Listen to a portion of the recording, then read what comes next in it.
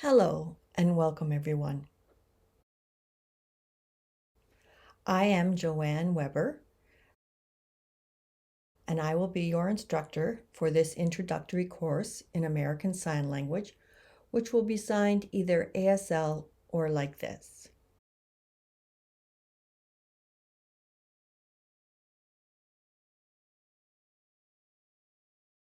Now, before we dive into talking about the language, I want to first start by addressing identity. Some of you may already know this, but some members of the deaf community like to be identified as Big D deaf. What does this actually mean? It's an identity marker. The individual identifies as part of the signing deaf community, contributes to the maintenance of the community, and identifies with deaf culture. This person has a role in the community. In my case, I was a teacher of deaf and hard of hearing students. I work at a university as a professor and a researcher. And for decades, I have advocated for deaf rights within various levels of government. The Big D deaf has nothing to do with hearing loss. It has nothing to do with the degree of hearing you have. You as a hearing person may be curious about how much I can or cannot hear. That is of no interest to anyone in the deaf community. What is important is the individual's connection to the community and culture.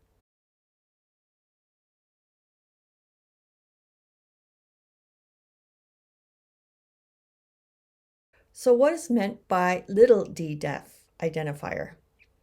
This is more of a medical autological label.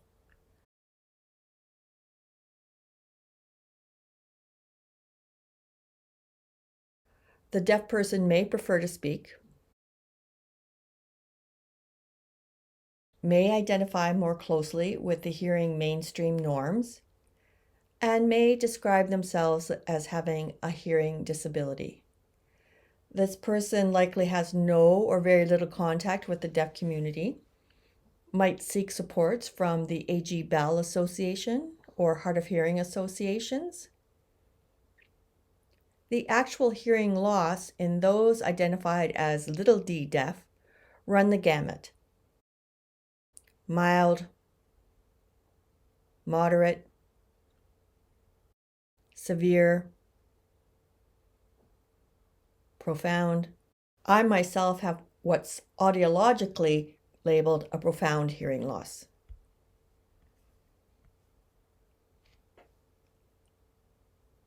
Since these big D deaf and little d deaf labels were introduced, the problem became apparent that many individuals consider themselves both big D deaf and little d deaf.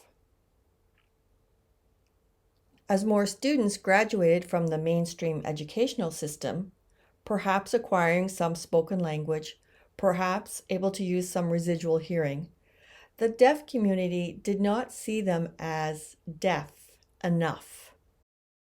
It must be understood that the deaf community felt these labels were important toward achieving recognition of ASL as a distinct language and the deaf culture as a distinct culture. These labels were important for political purposes.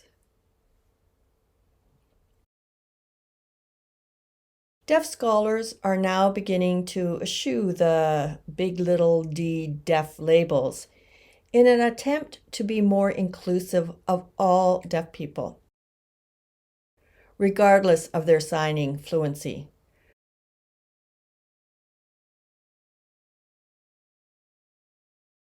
Some deaf leaders in Canada agree with this approach, but it is not widespread.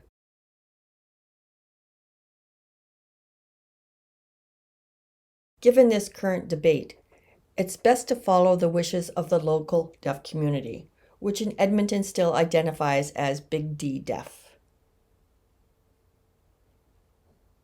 Now I want to move on to discuss the development of deaf identity.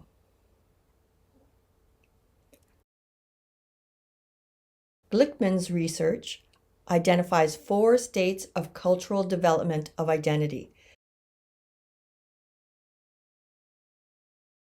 that pertain to both the deaf community and the hearing community.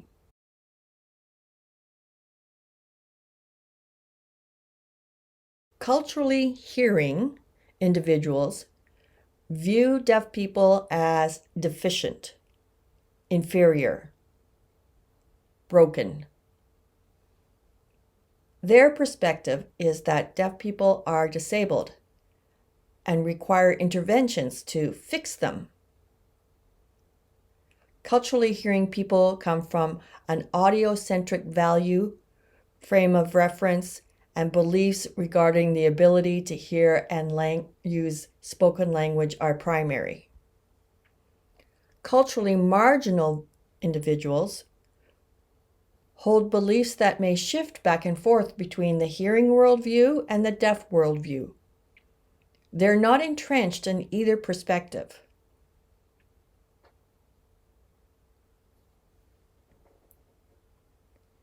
Immersion identity individuals fully identify as deaf. Most of their interactions and community involvement would be within the deaf community. Naturally, they carry on their daily lives in mainstream society, but their chosen associations are with other deaf people.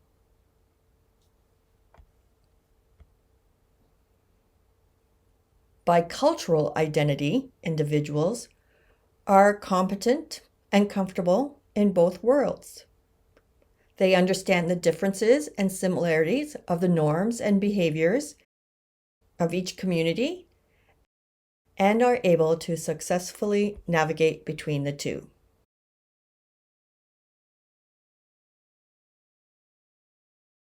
Now we'll move on to discuss ASL in more detail.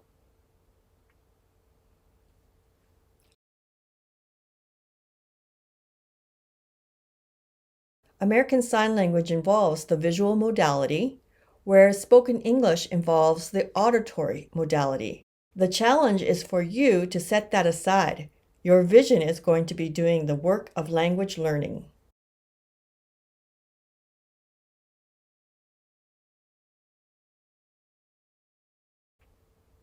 ASL is a visual spatial language. Individuals who use ASL fluently and who read and write English and perhaps speak fluently are considered to be bimodal bilinguals.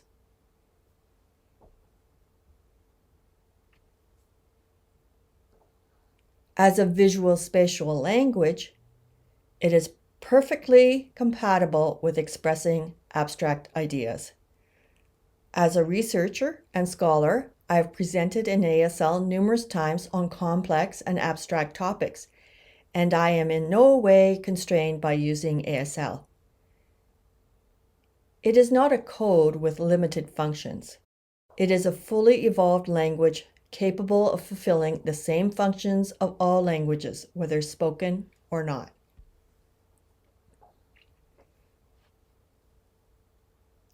ASL uses space and movement to convey meaning.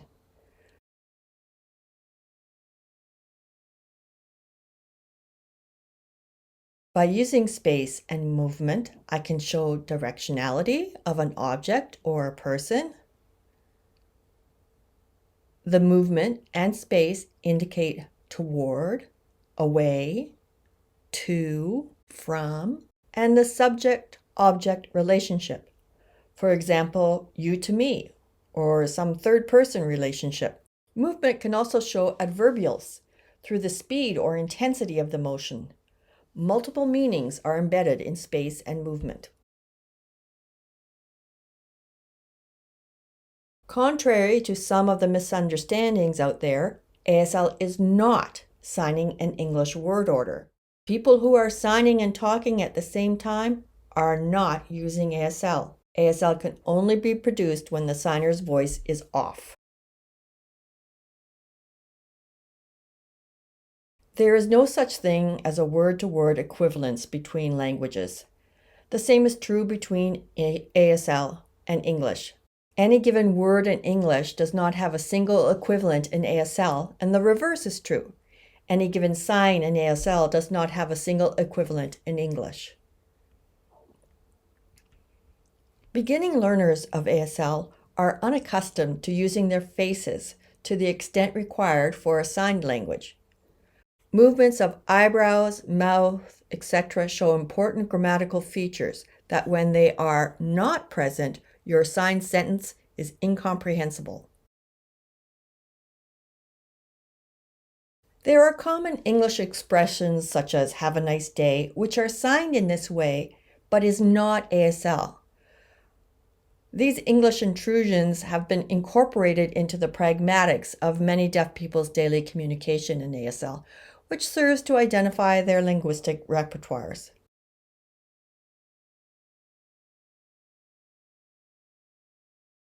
Perhaps you'd be surprised to learn that many people think ASL is like Braille. Unfortunate, but true.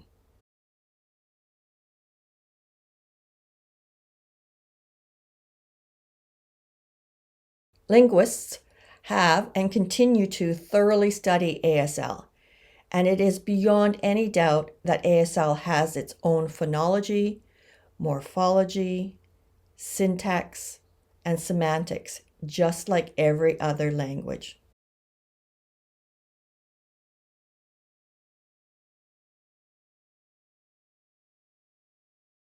ASL has its origins in many sign languages, but mainly from French Sign Language.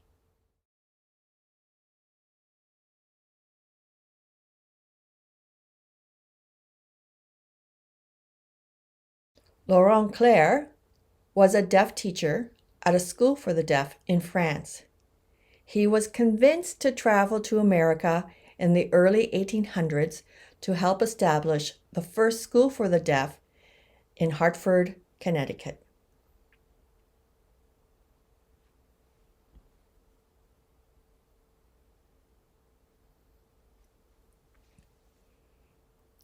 ASL evolved out of the confluence of Laurent Clerc's FSL coming in contact with students' indigenous sign languages and the sign language used on the island of Martha's Vineyard, where a whole community of hearing and deaf people use sign language to communicate with each other.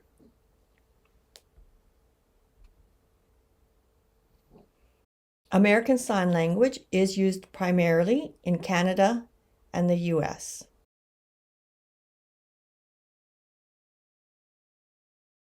Quebec has a different and separate language, LSQ, or Langue des Signes Québécoise.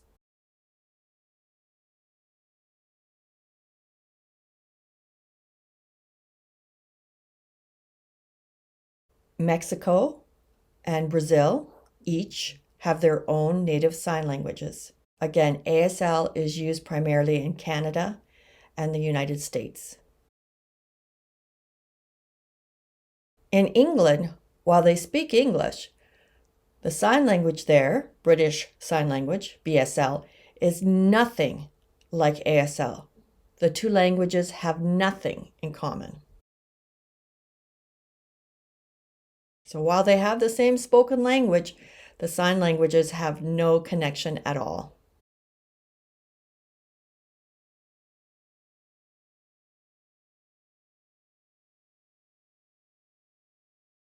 Let's move on to talk a little bit about the deaf community. Were you aware that 90% of deaf people marry other deaf people?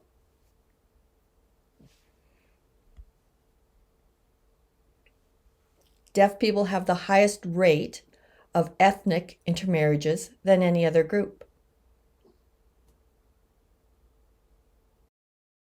So Spanish people might marry Spanish people, but for deaf people, the ethnicity is less important than finding someone who's compatible who is deaf.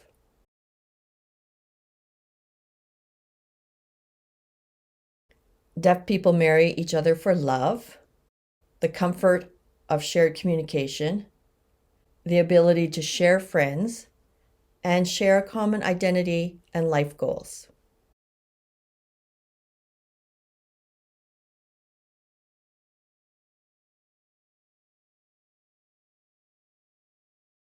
Traditionally, ASL was handed down from generation through deaf parents to deaf children, who would then attend the local deaf school, and at the school, these deaf children would pass it on to non-signing deaf students who came to the school for the deaf from hearing non-signing families.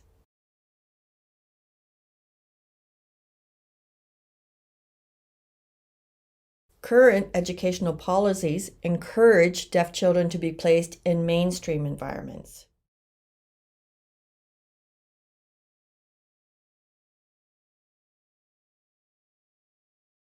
The consequence is that deaf students are isolated in a sea of hearing students with no exposure to ASL, no contact with others like themselves, which affects their development of identity and their sense of community or belonging.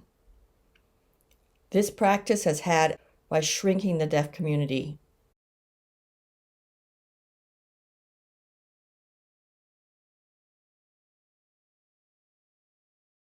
The research shows that approximately 10 to 13% of deaf children are born to deaf families.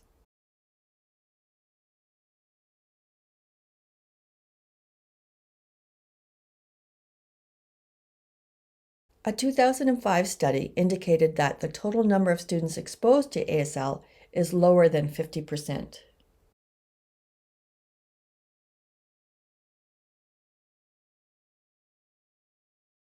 This is why it is so devastating to lose a deaf school in a province or state, because the transmission of ASL to the next generation is disrupted.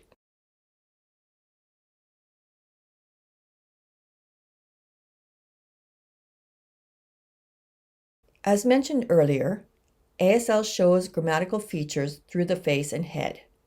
Expressions, head movements, and eye gaze all transmit grammatical meaning.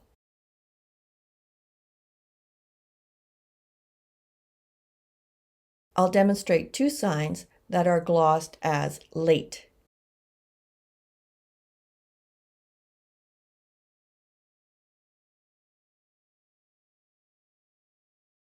They have different meanings given the facial grammar. Look at the different positions of my mouth. So the first one means you're late. You weren't here on time. The second example, where the mouth was more open, means not yet, not finished. Another example is the sign glossed as girl. Pay attention to my eyebrows.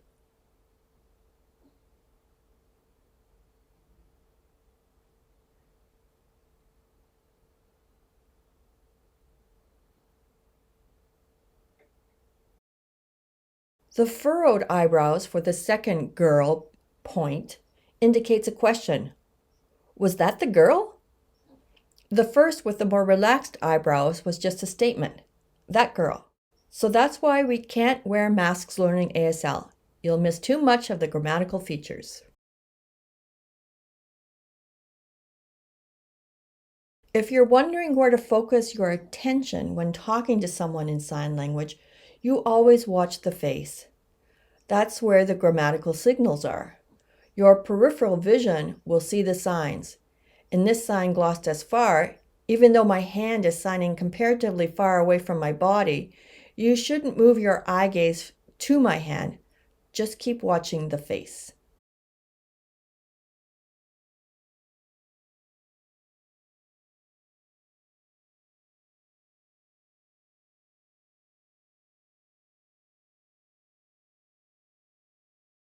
Unlike spoken languages, where you speak one word after the other, ASL overlaps units of meaning.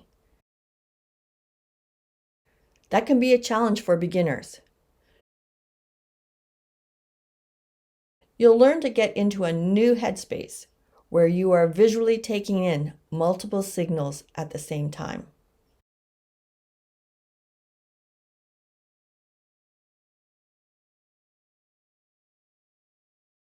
Fingerspelling is used for specific purposes.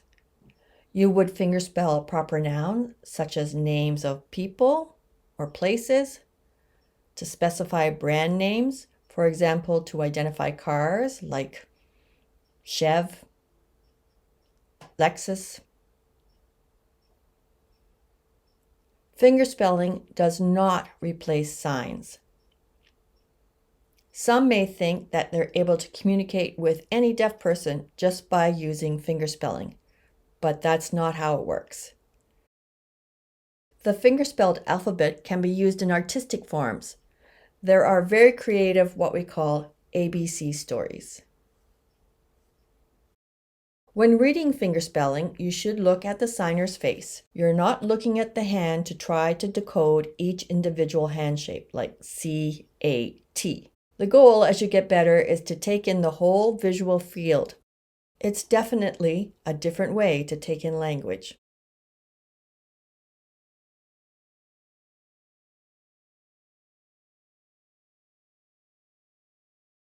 ASL has the advantage to use space to convey meaning. Utilizing the location in space, the size of the movement, eye gaze, and facial grammar, you can indicate the meaning of something very far away or something really close by.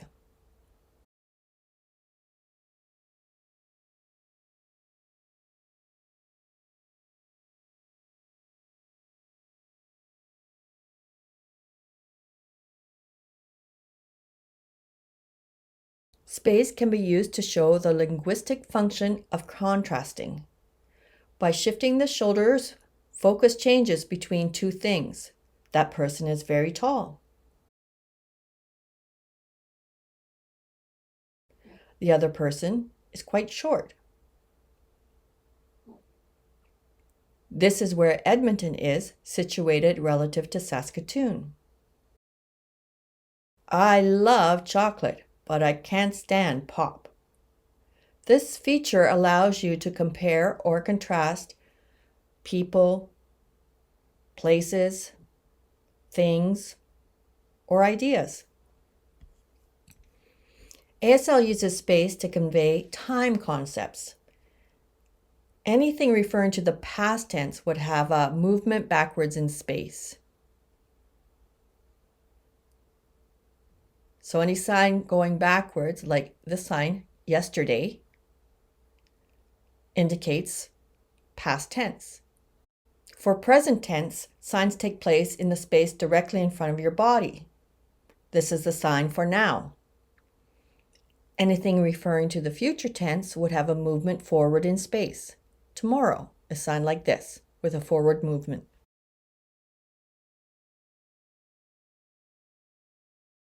Let's change gears and talk about deaf cultural norms of behavior.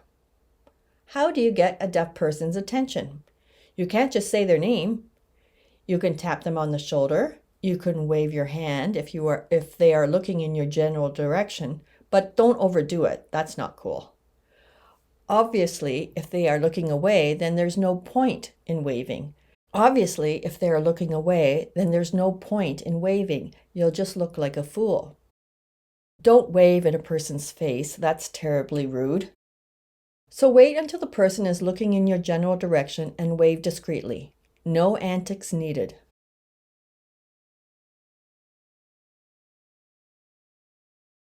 Other appropriate ways to get a deaf person's attention is to flick the light switch on and off. That cues a deaf person immediately that someone wants their attention. Or stamp your foot on the floor if it can carry vibrations. The vibration, not the sound, will be felt, and the deaf person will know someone is trying to get their attention and look to see who it is. Stamping the floor is not considered rude.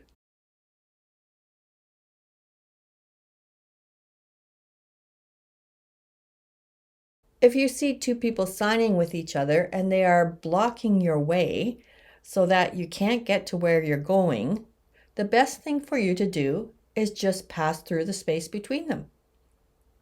That may feel rude to you, but it is not rude in deaf culture. Your walking through that space does not interfere with their conversation at all. They won't even notice you. If you pause when you reach them to excuse yourself to pass through, that's more disruptive.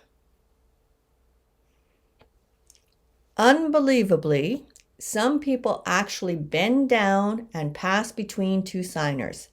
They think this is polite, but it's even more distracting. Looks kind of dumb. So either just walk through or walk around if that option is available. Let's talk a little bit about rude behaviors. What would be considered rude in the deaf community?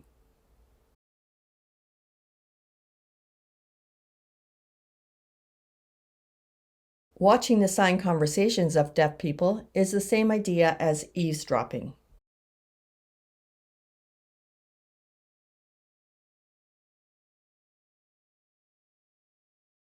Talking or speaking to the deaf person, expecting them to hear or speech read you when you can use sign language is very inconsiderate.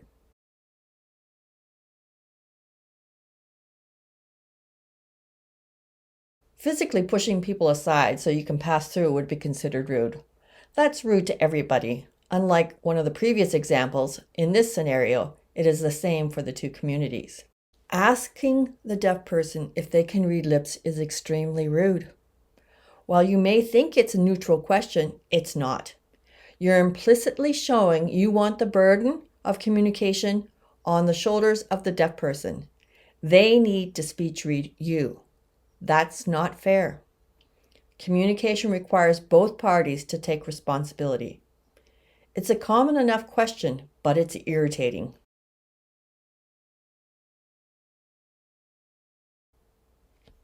I want to talk about how deaf people see the world. We are visual, very visual. So if we have to describe a person we don't know, we will use distinctive features such as their physical shape, e.g., like the heavy woman, the short man. This is not considered rude in deaf culture. It may seem rude to others, but it is not meant that way. These are neutral markers to describe people or the environment. Other examples are the bald man, the old woman, the person with the hunched back using a cane. These are unambiguous descriptions that help identify the person. Once their name is known, then they will be referred to by name. What are and are not the most effective communication strategies? Most people assume deaf people speech read. This is not the best strategy. Only 30% of sounds are visible, so speech reading puts an incredible burden on the deaf person to guess and figure out what is being said. So much is missed or lost with this strategy. Writing notes back and forth is better, but the best would be to communicate in ASL. I want to touch on some of the values held by the deaf community. Deaf people do not consider themselves disabled. They consider themselves a minority community that governs their own organizations with agency over their own lives. That agency is important to them. Within the community, they would have a wide network of contacts, resources, and supports. They do not want to be controlled by or directed by, quote, well-meaning others. The deaf community is perfectly able to take care of themselves. Another important value is being informed about the community and its members. Sharing information is important, is valued. If they don't know what's going on in the community or who's doing what, then they'll try to find out because knowing about one another's well-being is valued in the community.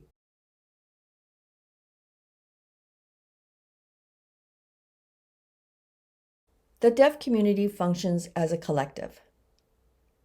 As a member of the community, there is an expectation that you will contribute. There is a sense of social obligation and duty to the group. You would naturally develop long-term relationships within the community.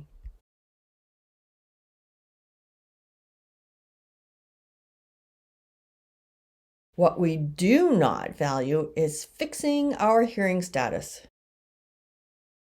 Deafness is completely normal. As a collective culture, the achievements of the individual are not what's celebrated. It's a collective effort. It's through the work of the community that gains are made and celebrated.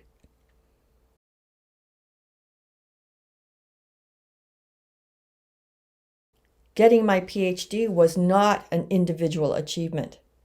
This achievement was possible only through the support of the deaf community across Canada, the support of other deaf academics, and a strong network of deaf people. I owe a great deal to the deaf community in Canada.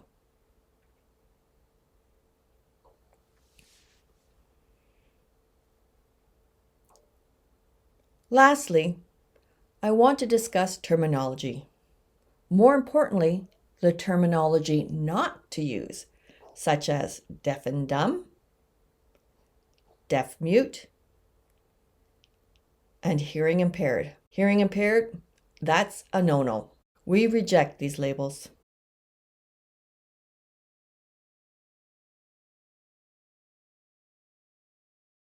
You can use the terms deaf and hard of hearing. The distinction between deaf or hard of hearing status, in terms of what you actually can hear, is not important to us at all, but seems to be very important to hearing people. The key is to ask the person how they identify. Hard of hearing, big D deaf, little d deaf, and I'll close there. Thank you.